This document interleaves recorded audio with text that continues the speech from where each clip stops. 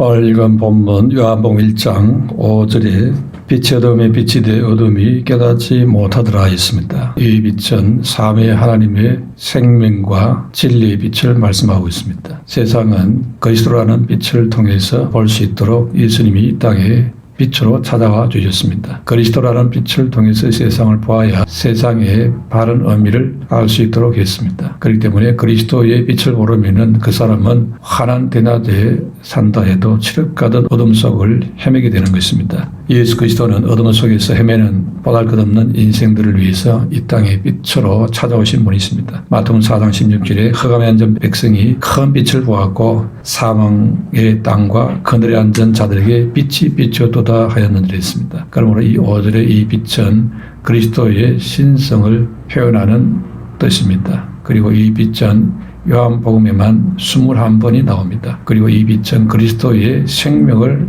말하기도 합니다. 그리고 이 생명의 빛은 사람들을 위한 빛인 것입니다. 즉 사람에게 이 생명을 알게 하는 빛이라는 것입니다. 진리를 인도하는 빛이라는 것입니다. 이사야 60편 19절에 다시는 낮에가 내 빛이 되지 아니하며 달도 내게 빛 주지 않을 것이요 오직 여호와가 내게 영원한 빛이 되며 내 하나님이 내 영광이 되리니 했습니다. 이런 빛을 말하는 것입니다. 이 빛은 생명과 함께 그리스도 안에 이미 있었던 것이었습니다. 그러므로 이 생명의 빛은 그리스도의 본성인 것입니다. 이미 창조 때 이 빛이 드러나도록 보여주었습니다. 그래서 하나님 자신이 이 빛은 본질로 갖고 계셨던 것이기 때문에 창조 때에 이 본질된 빛이 드러났던 것이죠.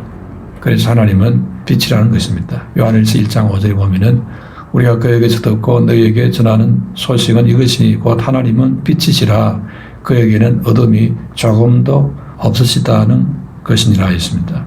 그러므로 그리스도는 원래부터 이 세상에 빛으로 오신 분입니다. 그래서 예수님도 요한복음 12장 46절에 나는 빛으로 세상에 왔나니 물론 나를 믿는 자로 어둠에 거하지 않게 함이로라 했습니다. 이렇게 하나님은 거룩하심과 어려우심과 선하심과 인자하심, 자비하심 이런 것을 가지고 계신 온전한 분이십니다. 동시에 하나님은 흠이나 티나 주름 잡힌 것이나 어둠이 조금도 없으신 빛이신 분으로 말씀하고 있습니다. 그래서 이 빛은 하나님의 신성으로 전부가 다 온전하다는 의미인 것입니다. 그런데 성자 예수 그리스도가 바로 이 빛으로 우리 사람들에게 친히 찾아오셨다는 것입니다. 빛이신 예수 그리스도께서 왜 세상에 찾아오셔야 되었는가? 그것은 이 세상에 문제가 생기기 때문인 것입니다. 첫 번째로 세상이 죄로 어두워졌기 때문에 그래서 예수님이 빛으로 찾아오신 것입니다. 이 세상이 예수님이 이제 빛으로 찾아오셨는데 문제는 5절에 있는 말씀처럼 빛이 어둠에 빛이 돼 어둠이 깨닫지 못하더라 했습니다. 우리가 살고 있는 지금 이 세상은 하나님께서 처음 창조하실 때의 그 세상이 아닙니다. 변질이 되어 있습니다. 하나님께서 오늘 같은 이런 세상을 만드시려고 만물을 창조하시지는 않았을 것입니다. 왜 그렇습니까? 지금 세계 도처에 일어나고 있는 여러 가지 일들을 보십시오. 죄와 어두움과 죽음의 소문들로 가득 차 있습니다. 세상은 전쟁과 테러와 살인과 마약과 폭력, 범죄, 기아, 질병, 가난 등으로 지금 얼룩져 있지 않습니까? 이렇게 세상은 돈과 기회와 번영과 정보가 상위 10% 이내 아니 그보다 더 작은 소수의 사람들이 거의 다 장악하고 있습니다. 다수의 일개미들이 허리가 휘어지도록 일을 해서 결국은 가진 자들 큰 손들에게 고스란히 가다바치는 이런 불합리한 시스템이 돌아가고 있습니다. 그렇기 때문에 이 세상의 인류의 미래를 희망보다도 절망으로 어두워져 가고 있다고 많은 사람들이 보고 있습니다. 지구의 미래가 밝고 희망차다고 생각하는 사람은 거의 없습니다. 언제 전쟁이 일어날지 언제 테러가 발생할지 언제 경제 위기가 터질지 항상 불안한 것입니다. 이렇게 어둡고 희망이 없는 이 세상에 유일하게 희망을 주시는 분이 계십니다. 그분이 바로 2000년 전에 오신 예수 그리스도이신 줄로 믿습니다. 그래서 예수께서 나는 세상의 빛이니 나를 따르는 자는 어둠에 다니지 아니하고 생명의 빛을 얻으리라 했습니다. 절망과 죽음의 이 어둠은 우리 시대의 문제만이 아니라는 것입니다. 이미 과거부터 있어왔던 그런 문제요. 2000년 전 예수님 당시 로마 제국 시대에도 마찬가지였습니다. 시대만 다를 뿐이지 인간의 문제는 별반 차이가 없다는 것입니다. 고대인이나 현대인이나 똑같은 죄인입니다. 환경만 다를 뿐이지 현대인과 똑같은 죄인이었던 것입니다. 그래서 예수님께서 이 세상에 빛으로 찾아올 수밖에 없었던 것입니다. 그래서 찾아오셔서는 인생들에게 희망의 메시지를 주시는 것입니다. 요한복음 7장 37절에 누구든지 목마르던 데기로 와서 생수를 마시라. 나를 믿는 자는 성경 이름같이 그 위에서 생수의 강이 흘러나리라 했습니다. 이렇게 인생이 죽음과 절망과 어둠 가운데 미래의 희망마저 잃어버린 상태에 있는데 이런 인생들에게 예수님께서 말씀을 하십니다. 나는 세상의 빛이니 나를 따르는 자는 어둠에 다니지 아니하고 생명의 빛을 얻으리라 이렇게 말씀을 하시는 것입니다. 빛이 어둠의 빛이 돼 어둠이 깨닫지 못한다고 말했습니다. 그러니까 이 세상이 어둠으로 가득 차 있다는 말입니다. 이 어둠이 언제 왔습니까? 아담 하와의 불순종 타락했을 때에 그때 이 세상에 사단의 어둠이 들어왔습니다. 그래서 이 세상은 죄로 번성하게 되어집니다. 그 결과 세상은 더 어두워지고 결국 대홍수로 큰 심판을 받습니다. 그래도 인생들은 여전히 죄의 속성은 드러나서 불순종을 일삼았습니다. 그리고는 바벨탑으로 언어가 혼잡되면서 엄청난 분열이 일어났습니다. 그 위에 오늘 이 시대에 이르기까지 죄와 어둠은 날이 갈수록 심화되어 가고 있습니다. 결국 이 세상은 불심판으로 온 지구는 종말을 코할 것이라고 성경은 경고하고 있습니다. 그러나 많은 사람들이 애써서 천국과 지옥을 부인하려 합니다. 종말이나 심판에 대해서 말을 해주면 부담스러워합니다. 그리고 자꾸 피하려 합니다. 그렇지만은 천국과 지옥과 세상의 종말은 분명히 있습니다. 그런데도 지금 죄와 이 어둠 가운데 있는 많은 사람들이 이 어둠을 깨닫지 못하고 있는 것입니다. 어둠을 지금 잘 모르고 있다고 오늘 본문에 말하고 있습니다. 어둠이 어둠을 잘 모르듯이 죄인들이 자기들의 죄를 지금 잘 모르고 있습니다. 내가 지은 이 죄가 얼마나 심각한 문제인지를 많은 사람들이 지금 모르고 있다는 것입니다. 죄인은 일상적으로 죄 짓는 것을 당연한 것으로 생각하고 있습니다. 죄를 지어야 편안하고 어둠이 있어야 안심이 되는 아주 이상한 상태에 빠져 있는 것입니다. 이렇게 지금 세상이 어둠에 빠져 있습니다. 여기에는 진실도 정의도 순결도 어려움도 없는 것입니다. 이렇게 이 세상은 소망이 없는 어두운 것으로 이미 전락되어 있는 것입니다. 두 번째로 이런 어두운 세상에 예수님께서 친히 빛으로 찾아오신 것입니다. 그래서 4절에 그 안에 생명이 있었으니 이 생명은 사람들의 빛이라 했습니다. 즉 예수 그리스도께서 빛이라는 겁니다. 천지 창조하실 때에 맨 먼저 창조한 것이 바로 빛이었습니다. 이 빛은 태양의 광명이 있기 전에 생겨난 빛이었습니다. 이 첫째 날의 이 빛은 단순히 밝게 비춰지는 그런 빛만을 의미하는 게 아닌 것입니다. 빛이 있음으로 인해서 어둠을 동반하는 두 개의 공간으로 나눠지게 되었습니다. 그래서 빛이 있으므로 어두움도 함께 창조되었습니다. 하나님의 계획은 빛과 어두움이 함께 공존하는 우주 공간을 창조했던 것입니다. 그래서 하나님은 빛이 있으므로 빛을 중심으로 진리와 생명의 가치를 보존하게 되기를 원했던 것입니다. 그래서 창조의 시작과 근원은 빛이었던 것입니다. 그리고 이 빛은 모든 피조물의 근원이 되고 존재의 가치를 결정하는 기준으로 삼았습니다. 그런데 이 어둠이라는 것은 따로 존재하는 것이 아니고 빛이 나타날 때 뒤따라오는 현상이었습니다. 우주 법칙상 빛과 어둠은 한 공간에 공존할 수 없도록 만들었습니다. 그래서 빛이 들어오면 어둠은 그 자리를 못 지키고 떠날 수밖에 없게 되어 있었습니다. 그러니까 주권은 빛에게 있는 것이지 어둠에 있는 게 아니라는 것입니다. 하나님의 창조의 원리가 그렇게 되어 있습니다. 빛은 생명이고 창조의 본질이고 모든 가치의 기준이 되었습니다. 빛이 없다면 우주와 인생들은 더 이상 존재할 가치를 상실하게 되는 정도로 그만큼 중요한 것이었습니다. 그래서 우주와 인간의 역사를 이끄는 힘은 바로 이 빛인 것입니다. 빛은 창조 이리로 이 우주 안에 한 번도 사라진 적이 없었습니다. 구약에서 이 빛이라는 말은 히브리어로 오르라는 말인데 힘과 권능이라는 뜻이 있습니다. 그리고 어둠이라는 것은 호세크라는 말인데 꼬인 밧줄, 삐뚤어진 행동을 의미하고 있습니다. 그러니까 하나님이 빛이 있으라 하신 이후에 한 번도 이 지구상에서 이 빛이 근원적인 것이기 때문에 사라진 적이 없습니다. 그래서 하나님께서는 성소를 만드셔서 성소 안에 금촛대와 함께 등불을 켜게 하실 때에 그 불을 절대 꺼지지 않도록 하라 했습니다. 항상 그 성소의 촛대 불이 유지되도록 명령을 주었습니다. 그래서 하나님께서는 온 세상을 빛으로 이끌어 가신다는 것을 상징해 주셨던 것입니다. 빛이 꺼지면 안 된다는 것입니다. 우리 사람에게 이 빛이 있어야 되는 것이고 빛을 중심으로 우리 인생이 살아야 한다는 것입니다. 그런데 이 빛이 없으면 남는 것은 어둠밖에 없습니다. 그래서 어둠으로 상징되는 온갖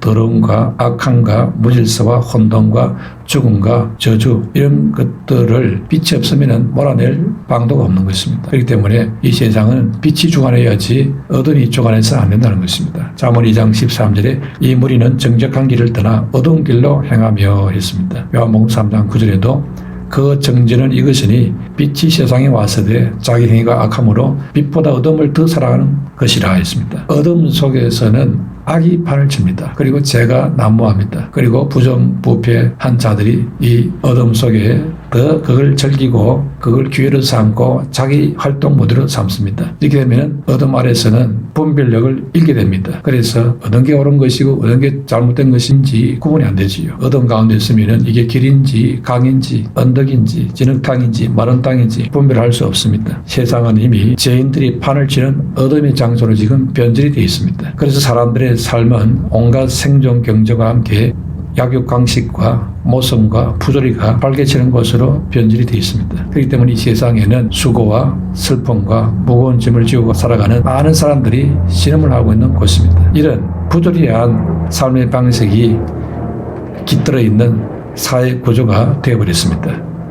이렇게 하나님을 떠나서 빛을 버리고 어둠을 선택한 인생이 처참한 지경에 이르게 된 것이지요. 그러나 이런 어둠의 실체가 없고 독립해서 이 어둠이라는 것은 그 자체로 존재할 수 있는 것은 아닌 것입니다. 마치 이것은 그림자와 같은 것으로 따라오는 것이라고 볼 수 있습니다. 어둠은 본질상 빛이 있은 이후에 뒤따라오는 빛의 그림자와 같은 성질을 갖고 있습니다. 그래서 마치 잠시 왔다가 사라지는 배경 화면과 같은 것이고 주인공이 아닌 것입니다. 주인공은 하나님의 계획을 성취해가는 빛의 존재들입니다. 어둠에 속한 자들은 주인공이 아닌 것입니다. 그런데 이 세상은 지금 주객이 전도돼가지고 어둠에 속한 자들이 지금 활개를 쥐고 주인공이 되어 있습니다. 빛의 자녀들은 지금 주인공이 되어 있지 않고 거꾸로 돌아가는 그런 세상이 지금 되어버렸지요. 그래서 이 세상이 마귀가 지금 왕노릇하는 어두운 세상이 되어 있는 것입니다. 이런 세상을 바로잡기 위해서 이런 세상을 구원하기 위해서 예수님이 오신 줄로 믿습니다. 죄는 그래서 처음부터 창조된 것이 아닙니다. 인간이 우발적으로 사단의 미혹에 넘어가서 생겨난 결과인 것입니다. 그래서 이 죄라는 것은 변질되는 속성을 갖고 있습니다. 이것은 영원한 속성을 갖고 있지 않습니다. 영원히 우리가 지녀야 될 그런 가치 있는 것이 아니라는 겁니다. 죄라는 것은 깨끗한 것을 더럽게 하지요. 또 죄는 어려운 것을 왜곡시키고 건강한 것을 병들게 하고 부한 것을 도둑질하는 아주 악한 성질을 갖고 있습니다. 그렇기 때문에 인간의 이 어둠을 밝히고 이걸 고치기 위해서는 빛 대신 하나님만이 이것을 고칠 수가 있습니다. 그래서 하나님께서는 예수님을 사람의 몸을 입혀 이 땅에 보내주셨던 것입니다. 그래서 예수님 땅에 오셔서 우리 인간에게 생긴 지금 생각한 이런 문제들을 빛으로 그 권능과 지혜로 모든 것을 제자리로 돌리시는 것입니다. 고린도서 4장 6절에 어두운 데서 빛이 빛이라 말씀하셨던 그 하나님께서 예수 그리스도의 얼굴에 있는 하나님의 영광을 아는 빛을 우리 마음에 비추셨느니라 했습니다. 예수님 땅에 보내주셔가지고는 그 안에 있는 그 인간의 문제를 고칠 수 있는 하나님의 영광의 그 빛을 우리 마음에 비춰서 어둠이 물러가도록 하신다는 것이죠. 그래서 그리스도는 어둠이 있는 세상에 빛으로 찾아오신 것입니다. 이 빛은 도덕적인 빛이 아닙니다. 이 빛은 신령한 빛입니다. 그리고 진리의 빛이고 생명의 빛인 것입니다. 예수님이 오셔서 이 진리의 빛을 비치니까 율법주의자들인 바리새인 서기관들이 경기를 일으키지요. 그 도덕과 양심과 청빈이 예수님의 이 빛 앞에 서니까 전부 가시겠다는 것이 드러나 버리고 맙니다. 자기들의 탐욕을 채우기 위해서 종교의 이름으로 도덕으로 양심으로 청빈으로 가식적인 삶을 살아 자기들을 포장해서 많은 세상 사람들에게 인정을 받고 지지를 받고 그걸 누리면서 살아갔던 자들이었습니다. 예수님이 오니까 그게 가시겠다는 것이 다 빛 앞에 폭로가 되어버렸습니다. 그러니까 이 사람들이 아주 예수님을 싫어하죠. 자기들의 정체를 폭로시키니까. 이렇게 그리스도는 당시의 의인이라고 자부하고 있던 율법주의자들을 향하여서 신랄하게 정체를 폭로합니다. 너희들은 악하고 엄란한 세대를 살아가는 자들이요. 그리고 너희들은 해칠한 무덤이다. 독사의 자식들이다. 이렇게 책망을 했습니다. 마가복음 2장 17절에 건강한 자에게는 의사가 쓸데없고 병든 자에게라야 쓸데있느니라. 나는 의를 부르러 온 것이 아니요 죄인을 부르러 왔노라 했습니다. 예수님 오셔가지고 하나님 보낸 자가 맞다면은 당연히 거룩하고 정빈하고 깨끗한 율법주의자 서기관 바리새인들을 찾아와서 상의하고 이렇게 할 줄로 생각을 했는데 예수님이 그들에게 찾아오지 않고 오히려 가난한 자, 힘든 자, 그리고 고통당한 자 이런 자들을 찾아가니까 영 마음에 들지를 않아 했지요. 그리고는 어렵게 만났는데 예수님 하시는 말씀이 그들의 숨겨진 정체를 다 폭로해버리니까 이 종교 지도자들, 율법주의자들이 대단히 싫어하게 되는 것입니다. 그래서 원수가 되지요. 예수 그리스도는 제 실상을 노출시키시는 신령한 빛인 것입니다. 그래서 간음 현장에 잡힌 여인을 고발하는 자들을 향해서 주님이 뭐라고 했습니까? 죄 없는 자가 먼저 돌로 치라 하는 이 말씀의 빛으로 모든 사람들이 그 양심에 비춰버렸습니다. 그러자 모든 사람들의 양심에는 가책이 들어오면서 그야말로 돌로 칠 힘을 잃어버리고 다 물러갔습니다. 죄 없는 자가 그곳에는 아무도 없었던 것이지요. 율법은 신령한 법입니다. 행위로 지켜야 되는 법입니다. 동시에 이것은 마음으로도 지켜야 되는 율법인 것이지요. 그러니 행위로는 혹 지켰다 할지 모르지만 중요한 것은 그 마음으로는 제대로 못 지켰다는 것을 자기 자신은 알고 있죠. 양심을 알고 있습니다. 그러니 돌을 들려고 하다가 그만 손에 힘이 빠지고 말지요. 돌을 들 수가 없습니다. 정지할 수가 없게 되는 겁니다. 율법은 죄인으로서는 지킬 수 없다는 사실을 이 사건을 통해서 확실히 보여줍니다. 어떤 사람도 죄인이 되어가지고는 율법을 지킬 수가 없습니다. 그래서 예수님이 온 거지요. 근데 율법주의자들은 율법을 지킬 수 있다고 아주 잘못 알고 있었던 것입니다. 죄인의 신분을 가진 사람은 생각하는 것이나 행동하는 일체의 행위가 하나님 앞에서 본질적으로 악합니다. 그렇기 때문에 아무리 서기관 바리새인이 아니라 뭐 더한 자라 할지라도 율법을 온전히 지킬 수는 없는 것입니다. 흠이 있고 문제가 있습니다. 문제가 있다고 인정을 해야 그나마 나아질 텐데 있는 것을 없다고 우기고 있으니 심각한 위선자가 되어버린 것이죠. 그럼 예수님 앞에 지적을 받을 수밖에 없는 상태가 됐던 것입니다. 마지막 세 번째로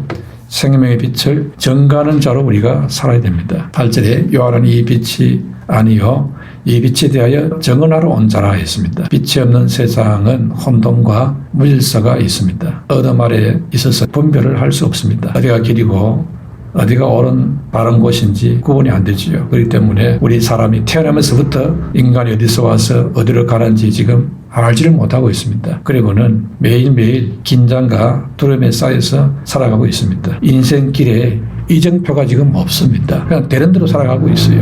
운명적으로 죽음을 맞이해야 되는 그 공포감이 인간의 모든 삶을 우울하게 만듭니다. 그걸 잊어버리고 그거를 생각하지 않으려고 뭐 맛있는 것도 먹고 여행도 하고 뭐 온갖 것을 다 하고 있지만은 그러나 이 어두운 우울한 공포심은 항상 우리 사람들을 목을 죄우고 있는 그런 실정인 것입니다. 이런 인생에게 근원적으로 물어보고 싶은 질문, 도대체 인간이 어디로 가는지, 어떻게 해야 이 죽음의 공포를 이길 수 있는지, 어떻게 해야 진정한 구원의 길이 있는지 이런 질문에 대한 답을 주기 위해서 오신 분이 바로 예수 그리스도이신 것입니다. 그러므로 우리 구원받은 성도들 역시 남은 생애를 이 예수 그리스도의 정인으로 살아야 되는 것입니다. 사도 요한도 그리고 이 세례 요한도 예수 그리스도의 정인으로 쓰임받기를 원한다고 말하고 있습니다. 우리 역시 예수 그리스도의 정인으로 사는 그런 남은 생애가 되시기를 주 이름으로 축원합니다. 기도하겠습니다.